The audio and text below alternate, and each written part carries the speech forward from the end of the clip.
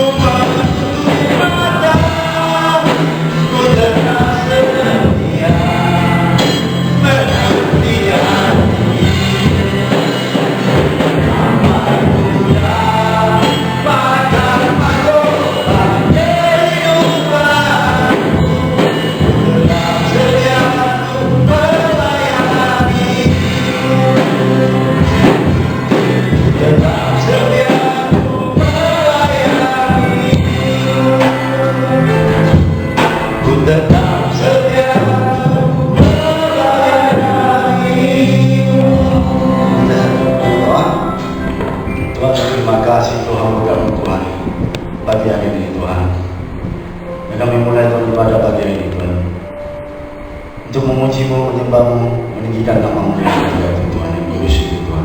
Terima kasih Tuhan Yesus Allah Bapa yang ada di dalam surga. Tuhan, dengan berserahkan Tuhan seluruh ibadah pagi ini Tuhan. Kau hadir di tengah-tengah kami Tuhan untuk menyertai ibadah pagi ini dari awal pertengahan sampai akhir Tuhan. Dan Kau berkati juga kami Tuhan, lindungilah kami Tuhan jauh dari segala penyakit, segala bahaya Tuhan. Jauh dari sekeliling kami orang jahat Tuhan. Kau mencukupi kami berkat rezeki yang berlimpah Tuhan. Mustahil bagimu Tuhan, mujizat begitu dahsyat Tuhan. Tuhan, dan ampunilah dosa-dosa anak-Mu Tuhan. Dan kami percaya Tuhan, kami sering masih berbuat dosa Tuhan, tapi Engkau tetap mengasihi kami Tuhan, seperti Bapa yang sayang anaknya Tuhan. Dan kami serahkan semua di tangan Tuhan dalam nama Yesus Kristus yang berdoa seluruh. Haleluya. Amin. Salam saudara kasih. Salam. Semangat. Salam. Ada sukacita. Kita akan satu pujian. Bergembiralah. Lagu ini dari Pena Worship. Mari bangkit berdiri.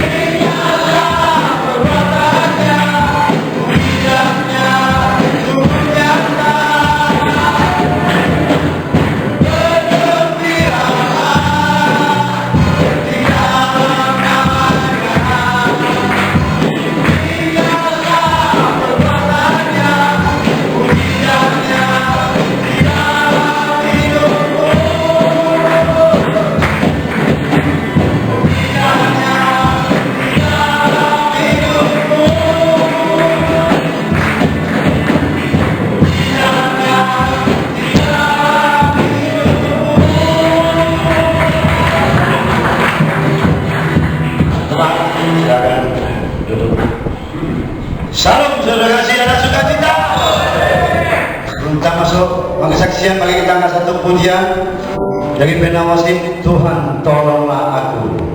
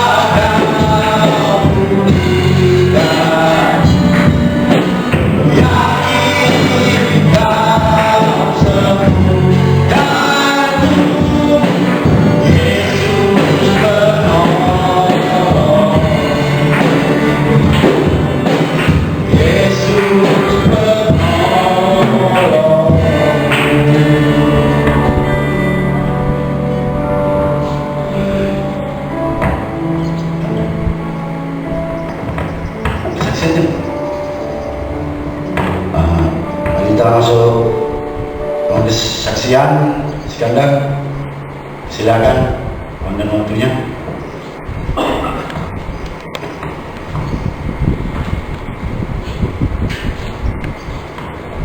Shalom saudara. Shalom. Ada sukacita, amin saudara. Puji Tuhan, luar biasa kemuliaan bagi Bapak. Dan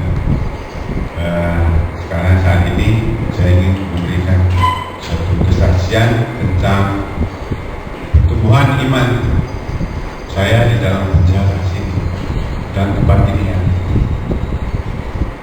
yang mana Tuhan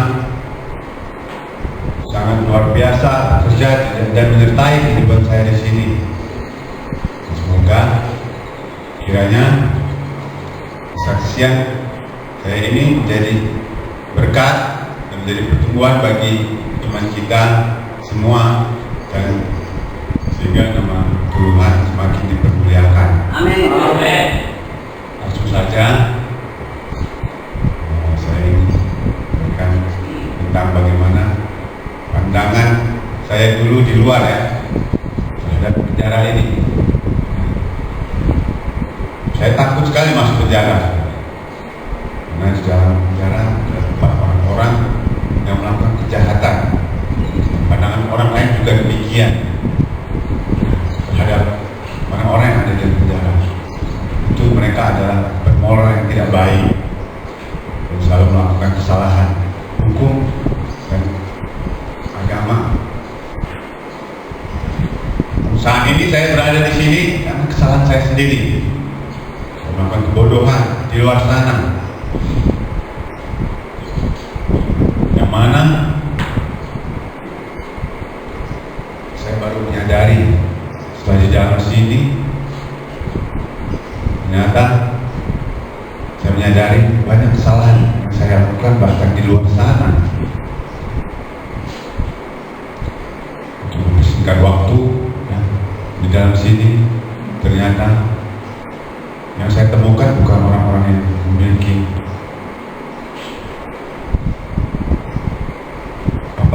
moral yang tidak baik, melakukan kejahatan. Dan saya pikirkan dulu bahwa orang-orang di sini orang-orang yang jahat, dan saya pasti masuk ke dalam sini tentu akan bertambah jahat. Tapi ternyata pandang saya salah. Di dalam sini saya malah bertumbuh di dalam kerohanian, semakin dekat sama Tuhan, dan teman-teman yang ada di sini bahkan saling membantu, menopang, dan memberikan support untuk pelayanan, untuk merubah hidup kami. Bahkan Ibu Gembala dan Bapak Gembala di sini hampir setiap minggu, bahkan hampir setiap hari memberikan dukungan, memberikan pengayoman, melatih saya dan saudara-saudara, teman-teman seiman, agar kami bertumbuh dari kegelapan menjadi sinar kemuliaan bagi Tuhan. Amin. Bahkan setiap minggu para hamba Tuhan, dan saat ini seperti hamba Tuhan Bapak Pendeta Pak Iman hadir di sini untuk memberikan, membimbing dan mengayomi saya dan saudara di tempat ini. Sungguh-sungguh luar biasa, kami bersyukur dan berterima kasih. Kiranya Tuhan memberkati Bapak. Dan saat ini saya berada di sini lebih kurang 4 tahun lebih. Puji Tuhan, saya semakin bertumbuh, dan saya selalu bersama teman-teman setiap hari beribadah, setiap hari dekat kepada Tuhan. Bahkan pagi, malam kami beribadah, di mana kami menyadari bahwa kesalahan-kesalahan saya di luar sana terlalu banyak dan mungkin sulit untuk saya ceritakan. Bahkan satu hari pun tidak cukup karena kesalahan dan dosa-dosa yang saya lakukan di luar sana. Puji Tuhan, tanggal 11 September saya dibaptis dan menerima Tuhan Yesus sebagai juru selamat dan Tuhan dalam hidup saya. Dengan kedua kalinya, disinilah Tuhan bekerja di dalam hidup saya. Dan beberapa minggu yang lalu, Roh Kudus Kudus berkata kepada saya, bila saya keluar nanti, saya harus memperluas ladang pelayanan bagi nama Tuhan Yesus Kristus. Meskipun saya tahu banyak juga teman-teman yang dari sini ya, beribadah setiap hari, ya, ini mereka sudah bebas dan lepas di luar, tapi mereka masih melakukan kesalahan dan mengulangi kesalahan-kesalahan kembali, bahkan masuk kembali. Bahkan ada juga teman-teman yang jatuh ke dalam dosa, bahkan sampai berujung kepada maut, sulit. Sehingga saya berkata kepada Tuhan, saya tidak mampu Tuhan, saya tidak layak, saya seorang pendosa. Tapi Tuhan berbicara kepada saya, kau adalah biji mataku, ikutlah aku. Itu yang menguatkan hidup saya. Saat saya keluar, saya akan memegang teguh iman saya dan iman saudara.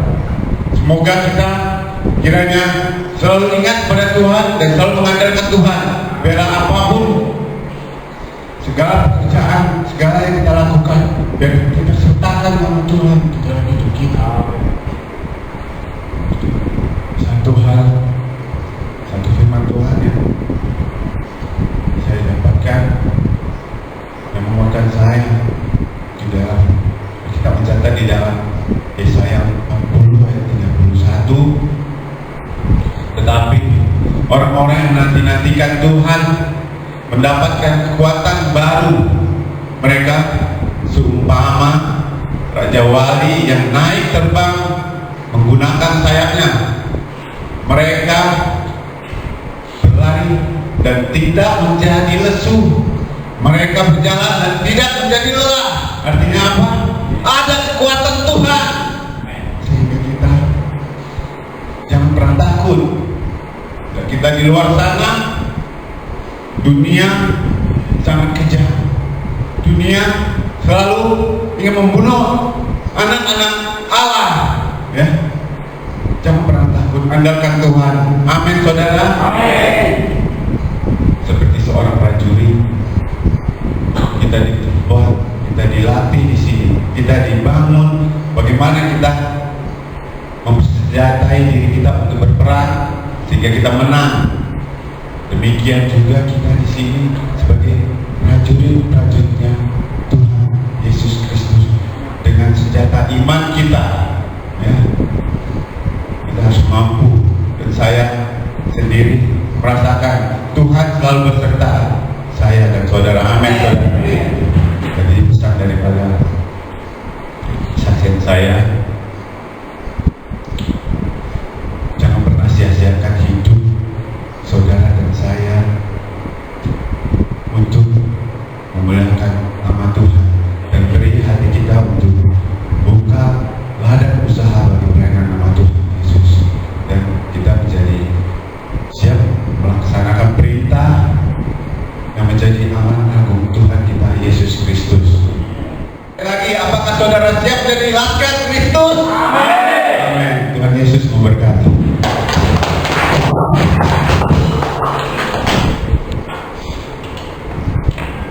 Salam saudara kasih.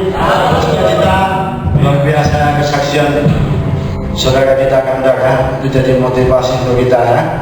Mari kita angkat satu pujian lagi sebelum masuk sharing firman di bawah Pak Bapak Pendeta. Mari kita angkat satu pujian dari Pena Worship, Jadilah Kehendakmu.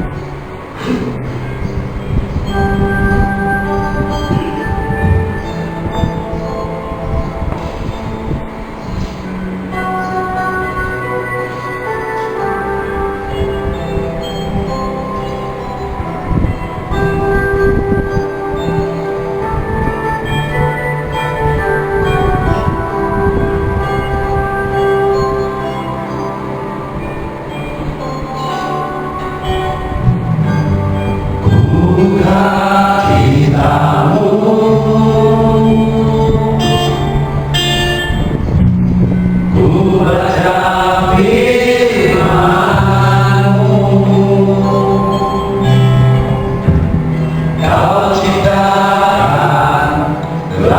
langit dan bumi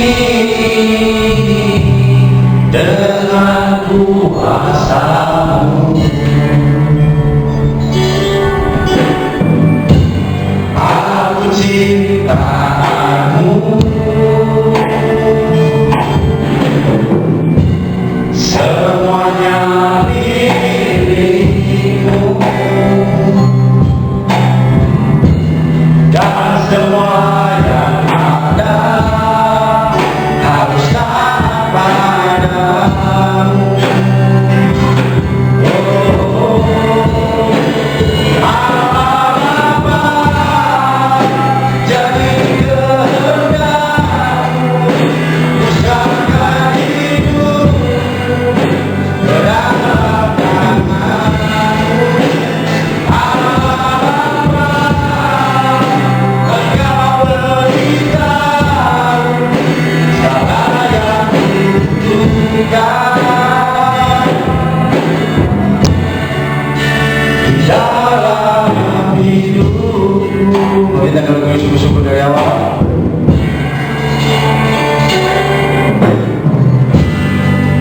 Buka kitab-Mu,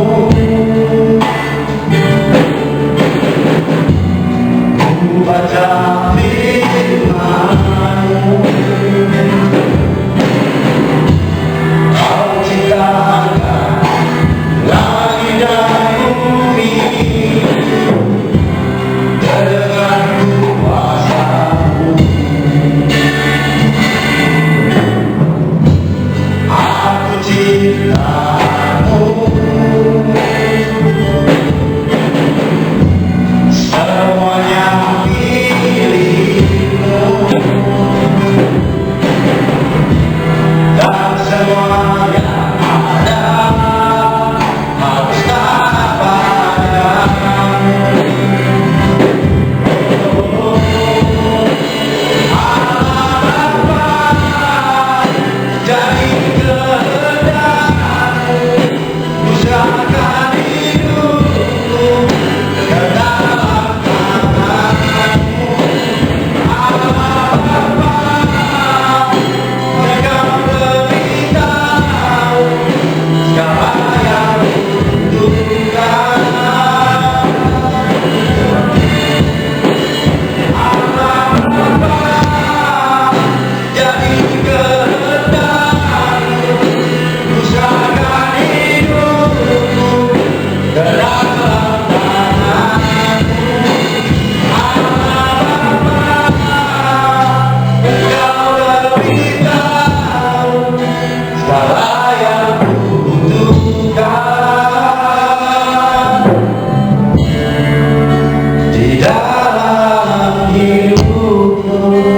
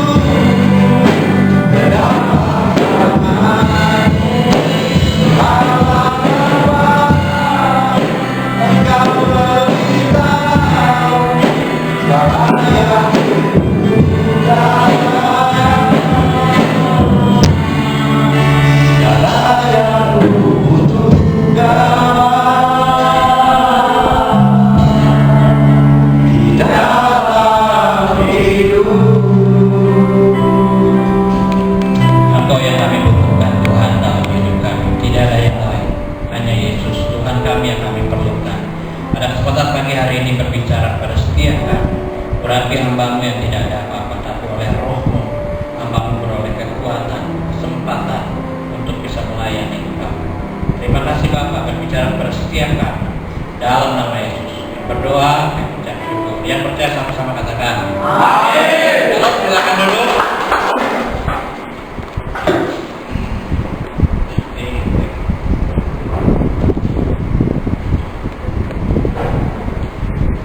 Iya. Sudah? Oke. Selamat pagi semua. Ya, pagi hari ini saya ingin sharing sedikit tentang cinta yang menghanguskan. Itu kayak gimana ya cinta yang menghanguskan? Orang yang jatuh cinta akan melakukan apapun juga untuk orang yang dicintai. Amin. Ya. Bahkan kita melihat tayangan beberapa bulan di belakang tentang kasus Sambo, ya, karena cinta menghanguskan dia sehingga dia mau rela melakukan sesuatu tindakan kejahatan. Bahkan ketika kita mencintai mantan pacar kita yang sekarang menjadi istri kita mampu melakukan apapun juga yang tidak mampu dilakukan oleh orang lain. Contoh, kita mengapel, ya, walaupun hujan deras, karena mau apel diterobos juga. Itu karena apa? Karena cinta. Nah, saya mau bagikan sedikit kebenaran Tuhan tentang cinta yang menghanguskan. Seperti apa sih cinta yang menghanguskan itu? Ya, kalau kita sudah sayang kepada seseorang, apapun juga akan kita lakukan. Kita cinta kepada rumah Tuhan, kepada gereja, pada pelayanan, apapun juga akan kita lakukan. Ya, nah kita berharap apa yang kita lakukan ini berkenan di hati Tuhan. Ya, apa yang kita lakukan itu menjadi catatan tersendiri. Salah satu contohnya saja, orang yang diam di kamar, ya, dengan orang yang lebih banyak berinteraksi sosial, termasuk rajin ibadah, itu lebih mendapatkan perhatian dari sipil. Kenapa? Karena dibuktikan dengan kehadiran, dibuktikan dengan kesungguhan, dan orang-orang yang seperti ini dalam tanda kutip mendapatkan perhatian khusus. Kenapa? Lebih cepat keluar dibandingkan hanya orang yang diamnya di dalam terus nggak ngapa-ngapain. Nah, oleh sebab itu cinta yang menghanguskan harus ada dalam diri kita terhadap apa? Terhadap rumah Tuhan. Nah, kita lihat tentang Daud. Daud adalah orang yang berkenan di hati Tuhan, ya, dan Tuhan sangat mengasihi Daud. Bukan berarti Daud ini orang yang sempurna, enggak. Daud ini orang yang pernah jatuh, pernah membunuh, bukan hanya sekali, berulang-ulang kali. Bahkan dalam sebuah drama dia membunuh jenderalnya sendiri, Uria, dan mengambil istrinya. Tapi kenapa Daud orang yang berkenan di hati Tuhan? Karena Daud mengakui setiap kesalahan pelanggaran.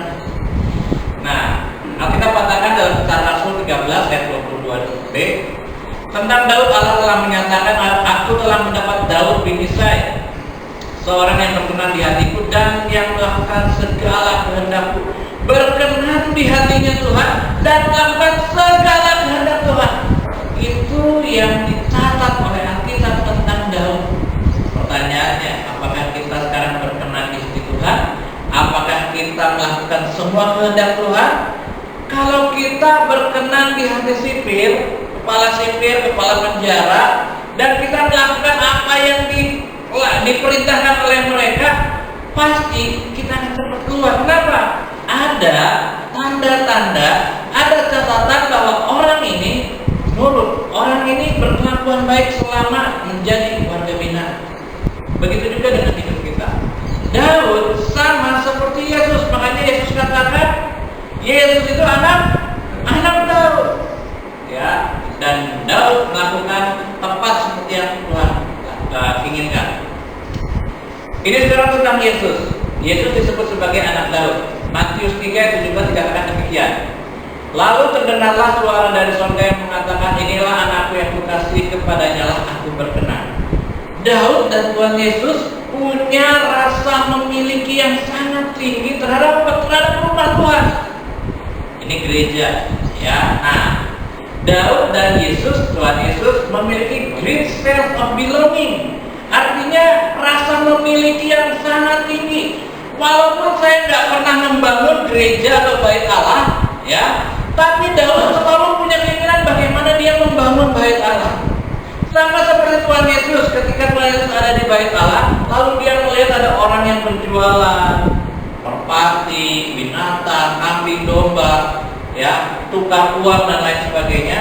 Dia harus mengusir mereka itu semua. Emangnya itu bait suci biar Tuhan Yesus? Enggak. Tapi Yesus punya perasaan bagaimana dia memiliki bait suci itu.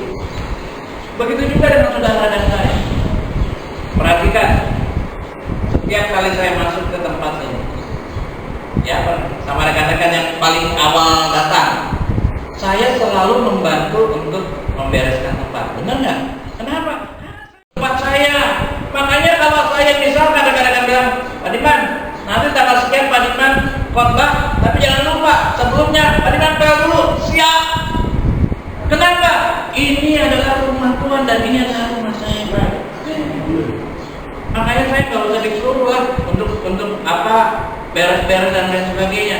Saya dengan senang hati. Kenapa? Karena itu ada tanggung jawab saya. Karena ini rumah Tuhan. Daud dan Yesus memiliki great sense of belonging, rasa memiliki yang tinggi. Begitu juga dengan saya. Makanya dulu saya sempat pikir, ada juga sebenarnya TV di rumah yang nganggur. Kenapa? Terakhir saya kesini, ini jangan rusak. Nah, saya nggak tahu kalau ini sudah diperbaiki. Jadi kali ini saya mau lihat, saya mau datang, saya mau lihat. Kalau misalkan masih rusak, saya bawa aja lah. Kalau saya kesini lagi, saya bawa TV, saya taruh di sini. Ya, rupanya sudah diperbaiki. Takut dia. Ya, kita lihat sebentar Yohanes 2 ayat ke-17. Alkitab katakan, Yesus katakan, cinta akan rumahmu menghanguskan aku. Ya, ini Yesus katakan kepada siapa? Kepada setiap orang yang berjualan di bait suci. Orang yang merusak, orang yang membuat bait Tuhan kotor, Tuhan itu benci.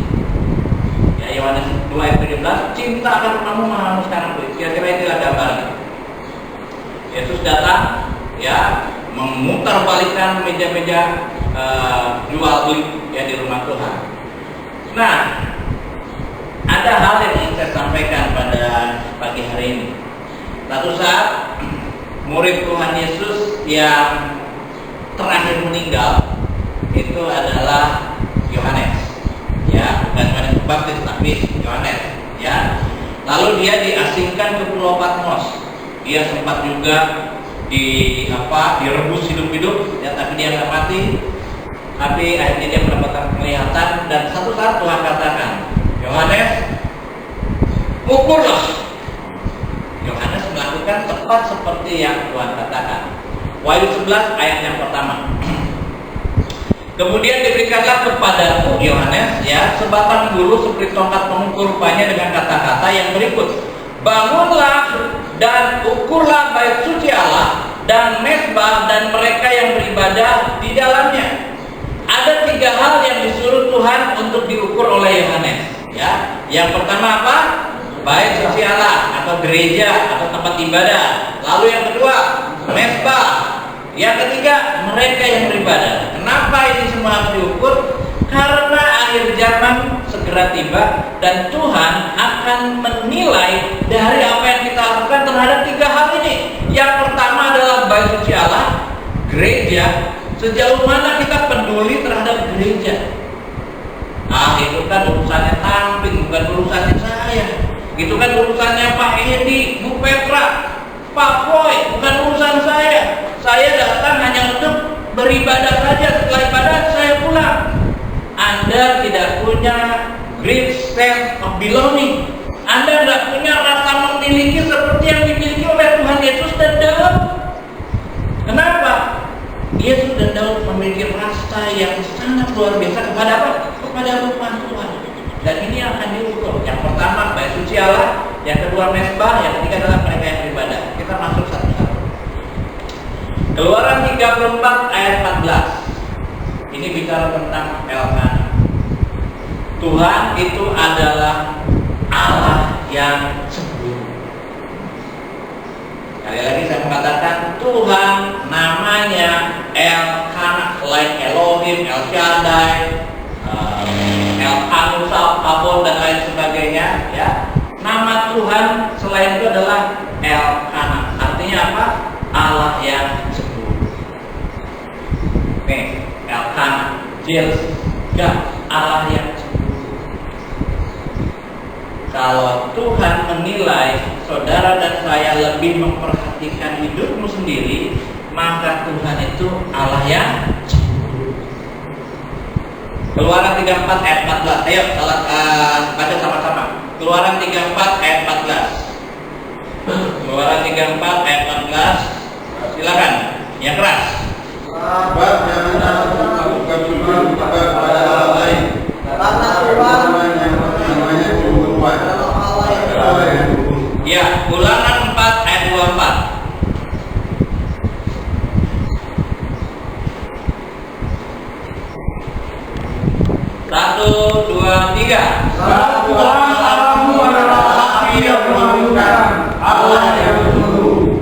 Ya, Yesus katakan ketika dia membongkar balikan para pedagang di bait suci Tuhan, Yesus katakan, cinta untuk rumahmu menghanguskan aku. Dan Allah di dalam Keluaran 34 dan di dalam Ulangan 4 menyebutkan hal yang sama. Aku Allah yang cemburu, aku Allah yang menghanguskan. Kenapa? Allah bisa cemburu ketika kita memperhatikan hidup kita sendiri, bukan gereja. Saya kadang-kadang suka mikir, saya ini suka koleksi gadget. Saya orang IT, ya. Kadang-kadang pingin handphone yang terbaru dengan resolusi kamera 108 megapiksel, ingin beli. Tapi Tuhan bilang, berapa rupiah, berapa ratus ribu, berapa juta yang kau berikan buat gereja, bandingkan dengan apa yang kau beli untuk dirimu sendiri. Pingin dari tahun yang lalu, bukannya gak ada uang, ada uang. Tapi saya selalu mikir, kalau saya beli handphone seharga 6 juta rupiah, tapi saya memberi persembahan kepada gereja Tuhan hanya 20.000 rupiah, Tuhan itu Allah yang cemburu loh. Makanya saya bilang, Tuhan, saya nggak mau lah. Teman-teman udah pada HP yang baru, ini HP saya udah 3 tahun. Teman-teman udah bilang, HP kamu masih yang jadul ya? Iya, nggak apa-apa. Tapi saya berkati oleh Tuhan. Kadang-kadang mereka yang HP-nya baru ini WhatsApp sama saya, punya duit nggak? Kenapa? Pinjemlah 100.000. Lah, pinjam uang 100.000 tapi dia bisa membeli handphone yang harganya jutaan. Saya yang handphonenya nggak ganti dan uang saya untuk gereja, untuk rumah Tuhan, saya bisa memberkati dia. Artinya Tuhan ada di posisi saya, dan Tuhan berkenan terhadap apa yang saya kuduskan dalam hidupnya. Ini tab Samsung generasi yang pertama, nggak bisa diinstal WhatsApp. Kenapa? Apa nggak punya uang? Punya. Kadang-kadang saya berpikir, kalau saya beli, lalu saya kurang memberi buat pelayanan, Tuhan bisa cemburu. Nah, kita lihat cinta yang menghanguskan itu seperti apa. 1 Korintus 3:16-17.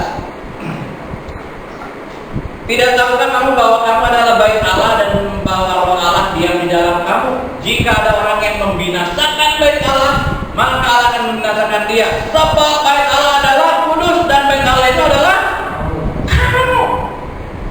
Tuhan itu cemburu kalau hidup kita dipuaskan hanya untuk pribadi kita. Sorry to say, maaf. Beli rokok kita bisa, ya. Tapi kasih persembahan buat Tuhan kita nggak bisa. Dan Tuhan katakan, aku adalah Allah yang cemburu. Alkitab bilang apa? Jika ada orang yang membinasakan bait Allah, dan bait Allah itu adalah saudara dan saya. Di dalam bungkus rokok itu ada tertulis apa? Rokok membunuhmu. Rokok membunuh saudara dan saya.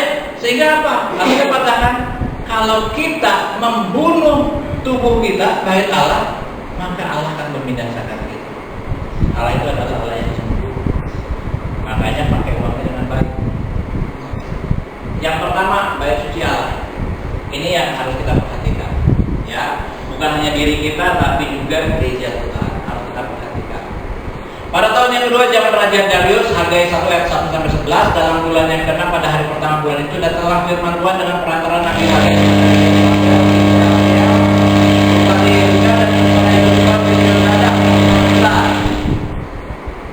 Tes. Beginilah firman Tuhan semesta alam, bangsa ini berkata, sekarang belum tiba waktunya untuk membangun kembali rumah Tuhan. Banyak orang berpikir, apalah, apa bangun gereja, bangun rumah Tuhan, kan sudah ada dananya dari pemerintah. Apa salahnya saudara memberikan sesuatu untuk rumah Tuhan? Amin. Berkatnya akan luar biasa. Maka datanglah firman Tuhan dengan perantaraan Nabi Hagai, bunyinya seperti ini. Apakah sudah tiba waktunya bagi kami untuk mendiami rumah-rumahmu yang dipapani dengan baik? Nah, sedang rumah ini R-nya besar. Artinya apa? Gereja, rumah Tuhan. Sedang rumah ini tetap menjadi rumah Tuhan. Oleh sebab itu beginilah firman Tuhan semesta alam. Perhatikanlah keadaanmu. Perhatikanlah keadaan saudara. Kamu menabur banyak tapi bawa pulang hanya sedikit. Kamu makan tapi tidak sampai kenyang. Kamu minum tetapi tidak sampai puas. Kamu berpakaian tetapi badanmu tidak sampai panas.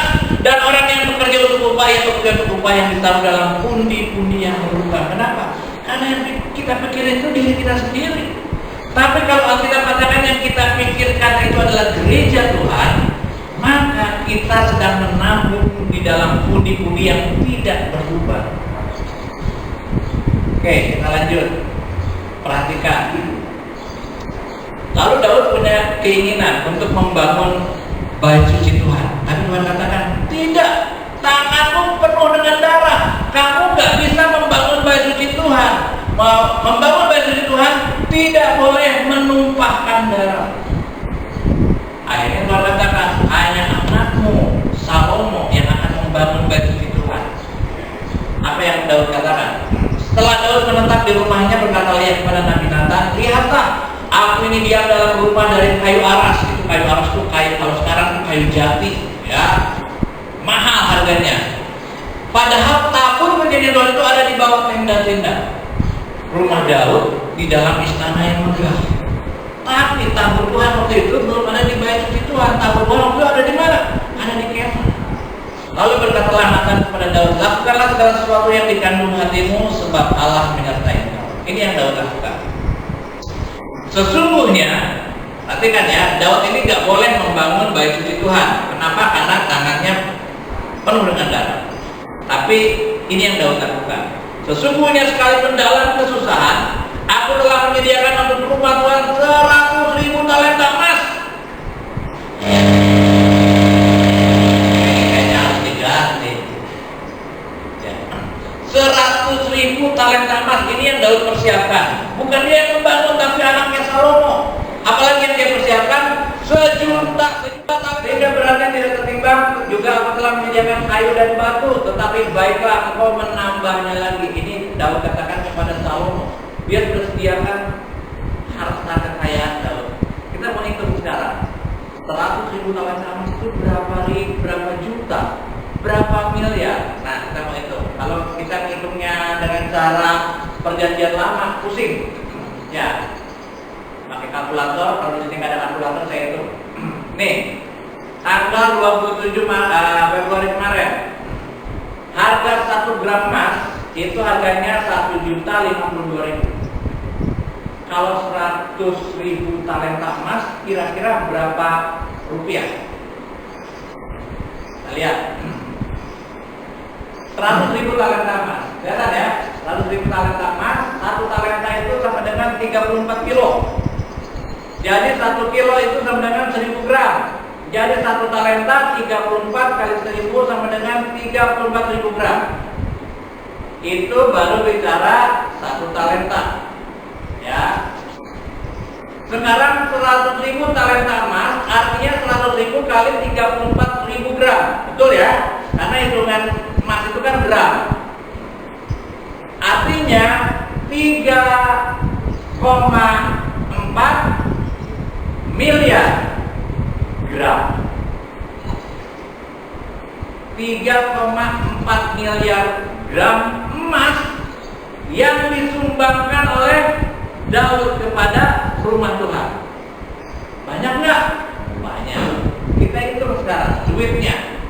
3,4 miliar kali 1.052.000. Harga 1 gramnya. Itu berapa banyak? Di handphone kita sampai kita nggak tahu cara ngitungnya. Ini di handphone kita. 3,5768 itu bukan error. Ada angka, ada 15 angka di belakang angka yang paling depan. Itu nilainya begitu. Tapi kalau pakai kalkulator di laptop itu tertulis nih 3 kuadriliun, bukan triliun, bukan miliar. 3 kuadriliun 576 triliun 800 miliar rupiah. Ini yang disumbangkan oleh Daud. Oke, perhitungannya begitu. Kalau kuadriliun itu ada 15 angka di belakang angka yang paling depan. Sampai kita pusing. Kaya banget itu Daud, sampai dia bisa mempersembahkan. Nah, ini adalah orang-orang terkaya di dunia. Kalau di Kijang, kita tahu semua siapa yang paling kaya. Ini orang terkaya di dunia. Tahun 2021, 2 tahun yang lalu. Pertama, Jeff Bezos, ya. Yang kedua, Amancio Ortega, dan yang terakhir itu Bill Gates. Masuk ke tahun 2021, yang pertama itu adalah Elon Musk yang punya Tesla, mobil listrik, ya. Masuk ke tahun 2023, Elon Musk digeser. Yang dipersembahkan Daud untuk membangun bait suci Tuhan itu lebih dari 3,5 kuadriliun. Orang terkaya di dunia berapa kekayaan? Nanti kita kasih. Nih, namanya adalah Bernard Arnault. Ya, ini orangnya. Kekayaannya itu 213 miliar US dollar. Dia yang punya Louis Vuitton, tas, jam, punya toko. Tapi orang terkaya di dunia. Jumlahnya adalah 3.281 triliun. Artinya 3,2 kuadriliun rupiah. Ini kekayaan Bernard Arnault. Semua yang dikumpulkan kekayaannya jumlahnya segini. Daud mempersembahkan. Contoh, kalau saudara mempersembahkan sesuatu, itu semua harta milik saudara atau sebagian? Sebagian kan? Kekayaannya Daud itu luar biasa nih. Yang diberikan Daud untuk pembangunan bait suci itu 3,5 kuadriliun rupiah. Di atas orang terkaya di dunia. Dan luar biasanya kenapa sampai Tuhan berkenan kepada Daud. Ini excellent sacrifice, persembahan yang terbaik. Apa yang Daud katakan? Lagi pula oleh karena cintaku kepada rumah Allahku, maka sebagai tambahan pada segala yang telah disediakan, tadi dia sudah kasih sekian, ya. Aku dengan ini memberikan kepada rumah Allahku dari emas dan perak kepunyaanku sendiri. Saya bingung betapa kayanya Daud, tapi kekayaannya Daud itu dia berikan kepada umat. Apakah Daud menjadi miskin? Tidak. Daud menjadi miskin. Bahkan sekarang, ya, Israel, negara yang dikagumi oleh dunia karena teknologi. Yang kedua adalah mesbah yang akan diukur. Yang pertama tadi apa? Bait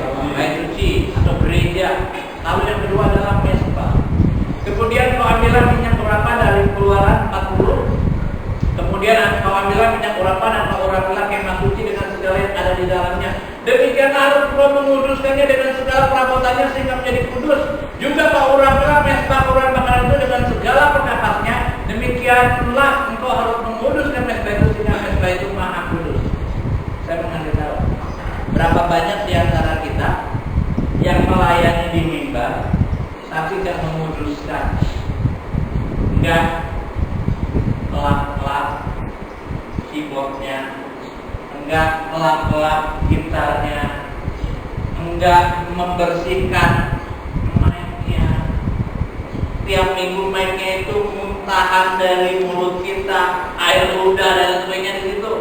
Ya, kita nggak pernah peduli dengan itu. Sementara kalau kita katakan yang diukur oleh Tuhan selain mezbah Tuhan, selain gereja, baik di Tuhan adalah mezbah. Kapan terakhir pemain keyboard bersihkan tulusnya? Kapan terakhir pemain gitar membersihkan senar-senarnya? Kapan terakhir pemain drum membersihkan simbal-simbalnya? Nah, kita katakan apa? Harus dikuduskan, harus dibersihkan, harus dibersihkan. Itu adalah tugas daripada kita sebagai pemimpin pujian, main musik, layan Tuhan. Kemudian Rasulullah Harun dan anak-anaknya datang ke pintu kemah persembahyan dan kau basuhlah mereka dengan air. Kau kenakanlah pakaian yang kudus kepada Harun, kau urapi dan kau kuduskanlah dia supaya memegang jabatan imam bagimu. Di sini nggak boleh pakai pakaian yang biasa-biasa. Bukan berarti kaos nggak boleh, celana panjang nggak boleh, boleh. Tapi ini gereja Tuhan, kita harus pakai pakaian yang besar. Jangan pakai celana pendek, jangan pakai kaos oblong, jangan nggak pakai baju. Ya, ini kan di gereja kita sendiri, iya. Tapi siapa pemilik gereja ini? Tuhan hadir. Kita menghormati. Yang terakhir, orang-orang yang ada di dalam. Selain bait suci Tuhan, mezbah, dan yang terakhir yang Tuhan ukur adalah orang-orang yang di dalamnya, saudara dan saya. Itu akan diukur. Suatu saat saya melayani Tuhan di kota Bandung, saya berasal dari Bandung. Ketika saya melayani di kota Bandung, saya diminta pelayanan ke satu tempat, namanya Kota Lembang, ya kira-kira 30 km lah dari kota Bandung. Tiba-tiba saya dengar dari ruang tempat ibadah itu sedang ada retreat, ribut semua, nama Yesus semua, nama Yesus. Ini ada apa pikir saya? Rupanya ada yang kesurupan. Lagi ibadah ada yang kesurupan. Rekan-rekan tahu kira-kira yang kesurupan itu jemaat atau pelayan Tuhan? Kadang-kadang kita berpikir pasti yang kesurupan adalah jemaat. Rupanya yang kesurupan itu adalah WL-nya, pemimpin pujiannya kesurupan. Lalu saya masuk ke ruangan itu, lalu saya bilang, siapa yang kesurupan? WL-nya bang. WL-nya? Masa WL-nya kesurupan? Akhirnya kita berdoa. Jadi kita berdoa, kalau itu keluar. Tiba-tiba yang kesurupan ini bilang sama kawannya, sesama singer, ya, jangan kau usir-usir aku. Saya kan disitu, saya lihat percakapan mereka, jangan kau usir-usir aku. Jadi saya tanya, kenapa kau jangan diusir sama dia? Karena tadi pagi dia nggak baca Alkitab. Bayangkan, setan bisa tahu kesalahan kita. Kenapa? Karena Alkitab katakan setan adalah pendakwa. Lalu saya tanya, kenapa kau masuk dalam orang ini? Bukankah orang ini sedang memimpin pujian? Lalu dia bilang, orang ini juga tadi pagi tidak baca Alkitab, katanya. Bayangkan saudara, lihat, nggak baca Alkitab aja, setan itu tahu. Artinya apa? Itu adalah titik kelemahan seseorang. Lalu akhirnya saya tagih, setannya keluar, lalu saya tanya sama dia, betul, tahu tak baca Alkitab dari pagi? Kau tahu? Pagi ini kau memimpin pujian, kau baca Alkitab. Betul Bang, ampuni aku Bang. Ampuni. Ingat loh, setan bisa tahu. Kali yang kedua, saya pelayanan di Lembang juga. Terus saya datang, mau numpang tangan, tiba-tiba saya terpancing di belakang.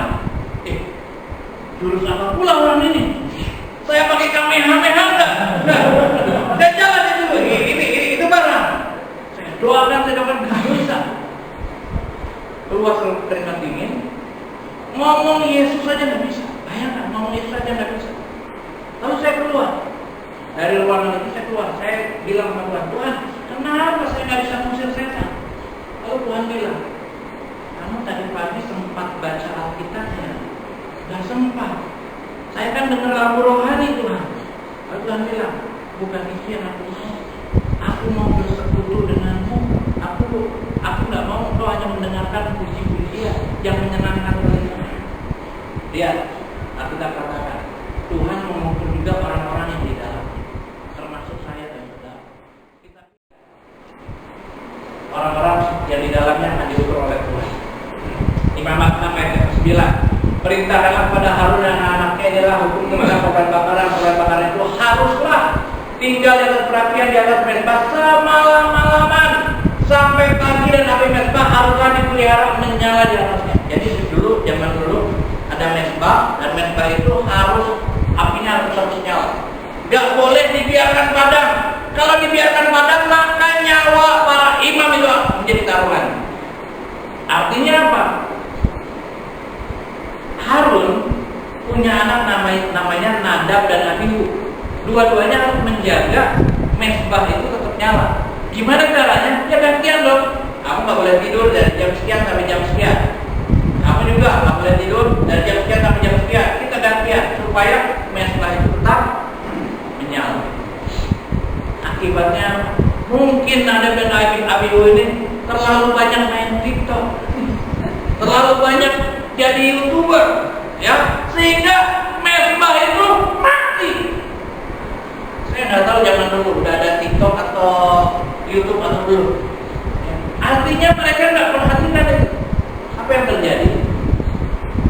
Nadab dan Abihu pikir, waduh, mati. Kita katakan tidak boleh dibiarkan mati.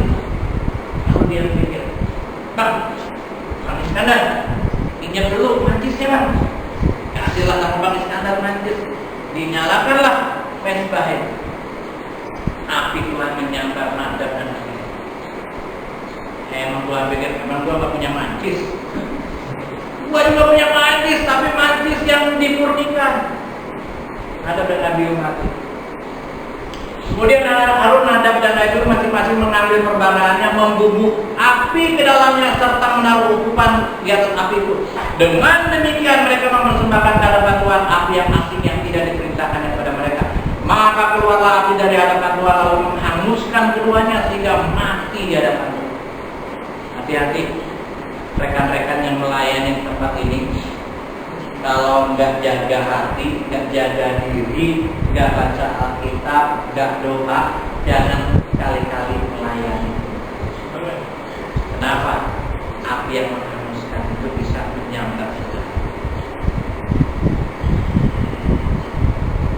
3 yang akan diukur. Yang pertama, baik sosial, bagaimana perhatian kita buat gereja. Lalu yang kedua, mezbah, bagaimana perhatian kita buat peralatan-peralatan gereja. Yang terakhir, bagaimana hidup kita jadi berkat mereka yang beribadah kepada Allah. Thank you. Seberapa besar cinta untuk Anda yang kita berdoa. Bapak, terima kasih untuk kesempatan pagi hari ini Tuhan. Kami boleh mendengarkan firman Tuhan. Ada 3 hal yang akan diukur dalam hidup kami. Bagaimana perhatian kami untuk gereja Tuhan, untuk bangunan di tempat ini. Kursi-kursi tertata dengan rapi, ubin-ubin dilap, dipel dengan bersih, ruangan yang harum. Dan yang kedua yang akan diukur adalah bagaimana kami memperlakukan peralatan-peralatan yang ada di rumah Tuhan di tempat ini. Dan yang ketiga, diri kami sendiri itu akan diukur bagaimana kami benar di hadapan Tuhan, rindu dan haus senantiasa kepada rumah Tuhan. Kami tidak mau kehilangan waktu kami bersama dengan Tuhan. Kami ingin senantiasa ada di hadirat. Terima kasih Bapa, berkat-Mu melimpah atas setiap kami, dan buat kami mengerti bahwa 3 hal ini akan Tuhan ukur dalam setiap aspek kehidupan. Terima kasih Bapa, dalam nama Tuhan Yesus kami berdoa, kami mengucap syukur. Amin. Salam saudara kasih. Kita tutup ibadah pagi hari ini dengan satu pujian, Tuhan tak pernah gagal. Kita syukur.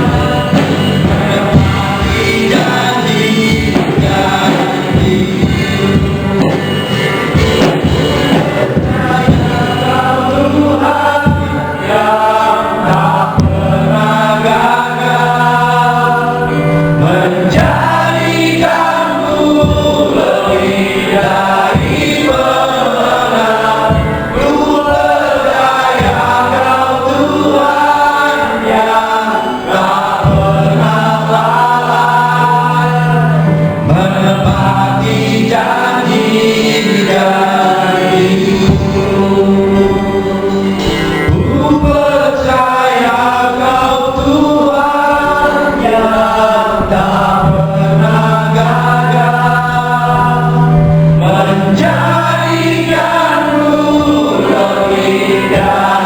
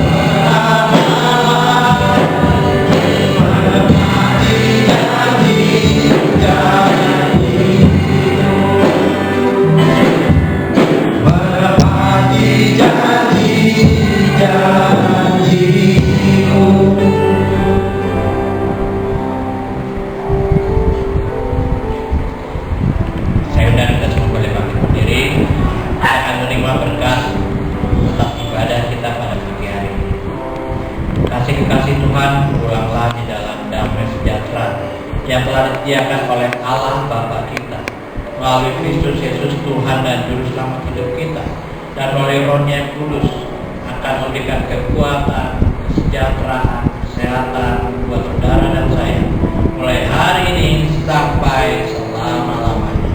Yang diberkati bersama